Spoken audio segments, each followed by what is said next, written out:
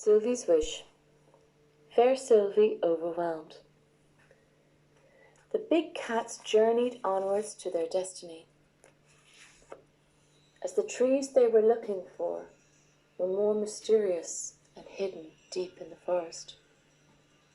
Many animals that had gone before them had got lost trying to find these particular ancient trees. The ground started to move around them.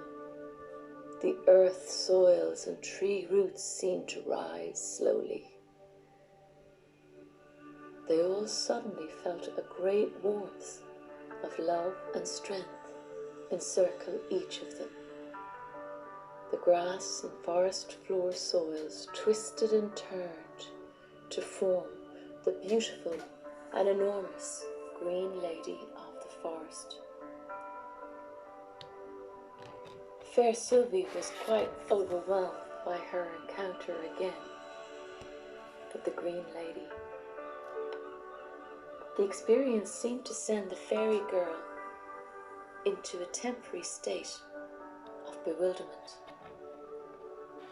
Faersylvie rested her head between her hands, and her fairy wings lost their energy and laid down her back.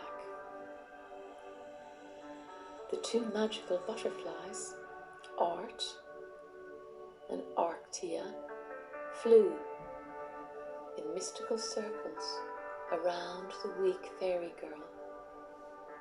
They weaved a magical spiral around her. She began to feel a lighter, brighter energy return to herself. She was in awe of the power of the Green Lady and was so grateful her new friends were able to help her on her journey. They sometimes forgot that she was a human fairy girl. With Faersylvie renewed with strength, they carried on, heading into the unknown forest. The brave tigress and the wise blackthorn tree. The mystical tigress, with her trusted and unusual moth companion, had gone on ahead of the others in search of the ancient blackthorn tree.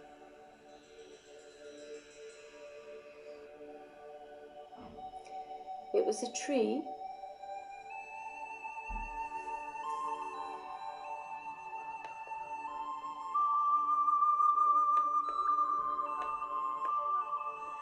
often called the old hag of the forest, whose sloes, her blackthorn berries, were known to bring death to some and joy to others. This was definitely a complicated ancient tree, who worked with the birds called crows. The garden tiger moth, Arctia, bravely flew in slow circles around her green leaves and blueberries. Out of nowhere, 3 mean-looking huge crows started circling the moth, forcing her down fast to the forest floor. Arctia felt terrified. She was suddenly surrounded by these 3 dangerous, massive black birds. The mystical tigress appeared and slowly circled the 3 crows, which certainly scared them. They flew away from the moth immediately. The tigress bravely spoke. "Greetings, old wise blackthorn tree. We mean you or your crows no harm. We are here on a sacred mission bestowed upon us by the Butterfly Lady and the Green Lady, who told us where to find you. We need some of your leaves, twigs, and berries for the Cauldron of Regeneration to try and revive our returned lost fairy king."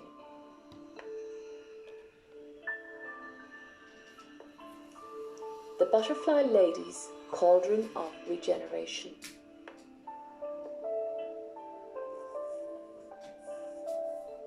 All the teams had finally returned to Peace headquarters. Faersylvie handed her shell bag with all the ancient tree ingredients into the butterfly lady's steady hands. She congratulated her brave tree teams. You have all done so well, and you are back before midnight, so we can receive the moon's energy into this magical cauldron. The butterfly lady released all the ingredients from Faersylvie's shell bag and started to stir all the leaves, twigs, blossoms, flowers, and berries into the cauldron. A strange, bluish, dark bluish, strong pink haze appeared from the large cauldron. The colours went to surround the egg encapsulating the sleeping fairy king.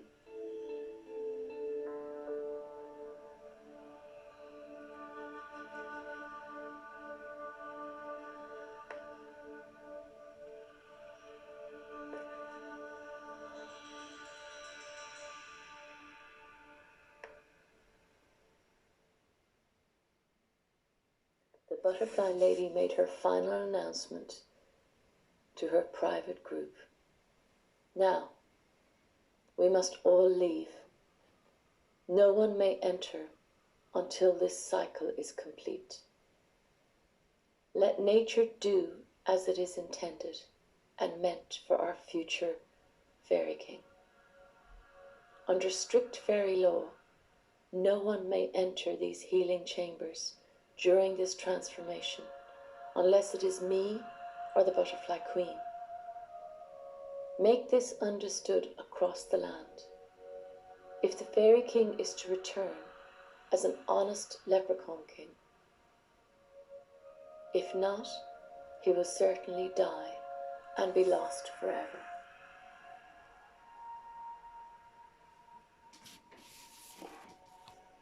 That's all for now, but we'll return with the Fairy Flower School. Love to you on your journey, Karina Cohen.